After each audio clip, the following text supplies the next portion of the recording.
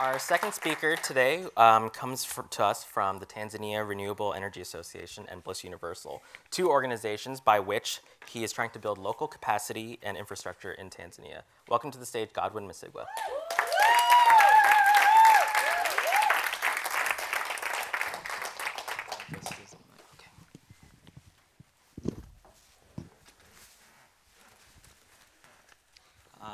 Hello.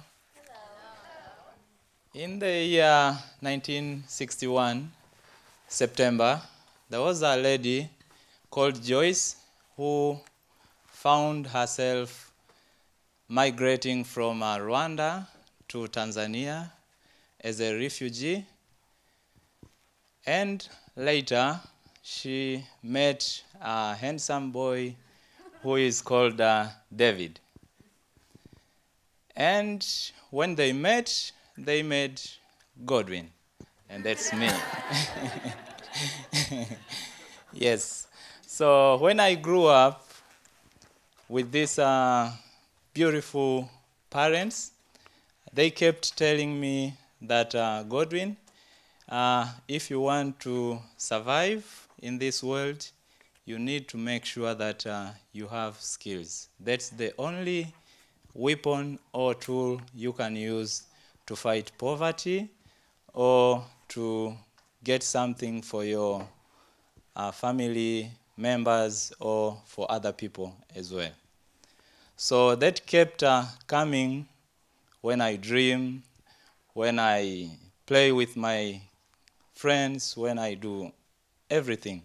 That kept coming in my mind. And that's why now you can see for the past 10 years, what I've been doing is capacity building by giving training on renewable energies to the youth and all actors in renewable energy. That is something that I've been doing from my inner heart because of what my mom and dad, specifically my mom, she kept preaching to me that for her, moving as a child from Rwanda to Tanzania, it wasn't something that was easy if she was not going to put efforts, because there was no one to help her. So she was supposed to make sure that she gets to the other side where it's peaceful. And that's why I put my efforts nowadays for the past 10 years and all my life. I will be putting my effort to train youth, to train even other actors in renewable energy sector to become experts so that they can not only give access to electricity to underserved people, but also make sure that the health facilities in rural areas get electrified. Make sure that the schools in rural areas and urban but not electrified get power. But also the community gets water by powering using solar or any other renewable energy technologies. And also make sure that the community water for drinking. Here, you go everywhere, you find tap water. But in Tanzania, the situation is different, my friend. You can say, is this dirty water for drinking? But yes, that's what we drink. It's only because there is nothing to filter this water. There is nothing to electrify a health facility where you will find a lady, a pregnant lady going to deliver a baby during the night. No electricity, no light. They go with a firewood, with a light from, firewood. From this light, midwife manages to deliver a baby from a pregnant lady.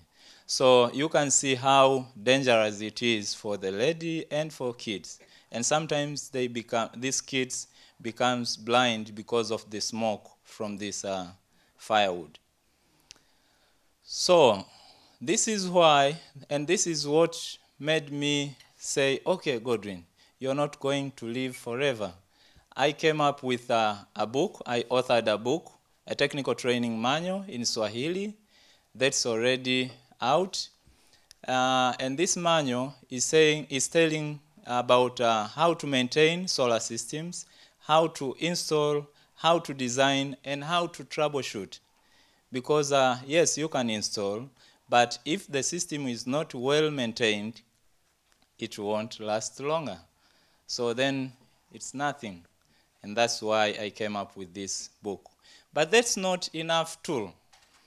I started to start an academy that will be bringing together all these actors in renewable energy, give them skills, give them entrepreneurship skills, give them life skills, give them technical training on how they can do this solar work. And apart from that, without having a conducive environment, it's not easy for this technology to go up, to scale up. So what I do, the other part of my work, I've been advocating the fight against bad quality products that have been flooding into the market. So I've been busy doing the TV programs, educating people how to identify bad quality products. But also I've been working on writing articles sometimes, and I do radio programs. And I worked with the Tanzania Bureau of Standard on developing the standards, because even for the guys who works for the Bureau of Standard, they were not able to identify bad quality solar products. So we organized at TAREA, Tanzania Renewable Energy Association, we organized the training for them, for the inspectors, how they can identify bad quality products. And the other thing that we managed to do, I, as a leader for this team that went to lobby, was the tax exemption on solar and renewable energy. You can imagine a lady in rural area, they are dying because they cannot afford solar for the health facility, and still you need to get money on top of this solar. So we say, no, this is not fair, and it's costing the country. So we went with a strong argument to the members of parliament that this needs to be taken away. They agreed, and from now, I'm telling you, VAT, the tax is exempted on solar and other renewable energy technologies, because we went to tell them, no, this is more expensive than taxing the people. Wow.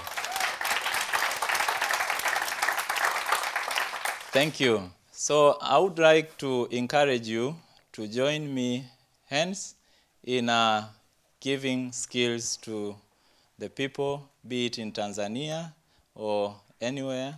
But because I've already started, I would encourage you to come and join me. Thank you.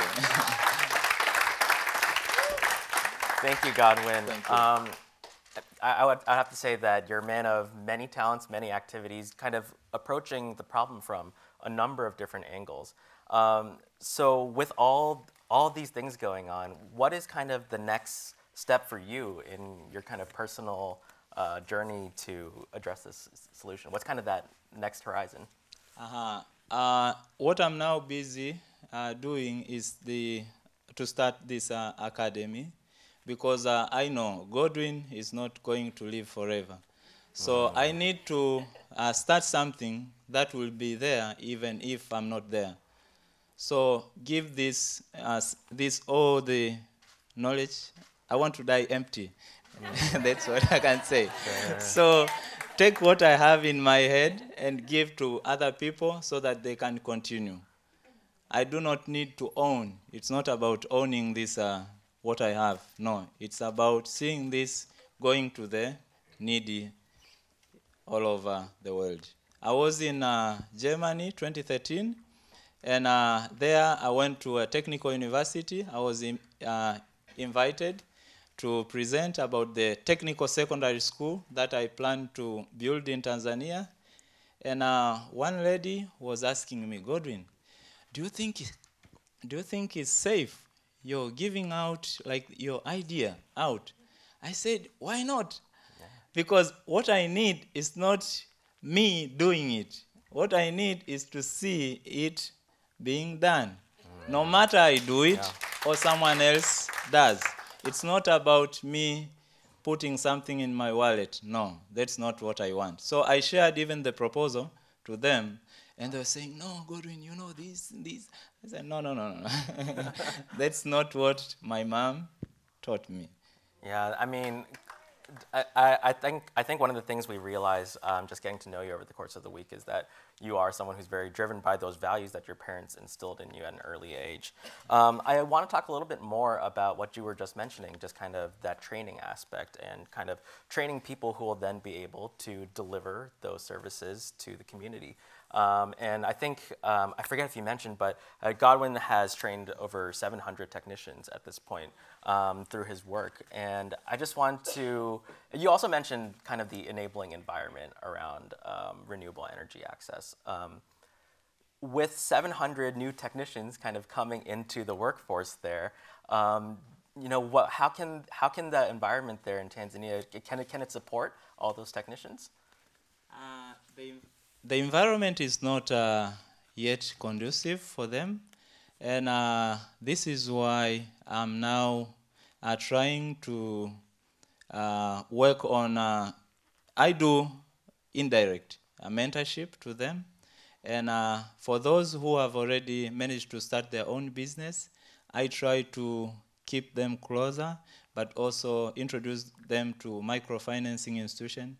But I need to put like a formal way of doing this to all of them instead of waiting for someone. So I do to all of them. Let's say I give them life skills training. I give them entrepreneurship training. I give them technical training. Yes, but that's not enough. I need to make sure that I encourage them to work with good or reputable suppliers of solar. I need to make sure that they do not lack financing for starting up their business, to stock their shops. They do not lack maybe tools to go and do installation. As you know, they need tools, the tools to do the installation, all this kind of stuff. So that's something I'm now asking the audience to come and join me to make this happen, because it's not about me, it's not about them, it's about us all. Yeah. We need to... Amen to that. Thank you, Godwin. And Thank you. Actually, I have to make a quick confession. Throughout the week, I've been told that I don't hug enough. So I actually owe Sam a hug, but let's bring it in. Thank you. Thank you. Thank you. Yeah. I got the mic.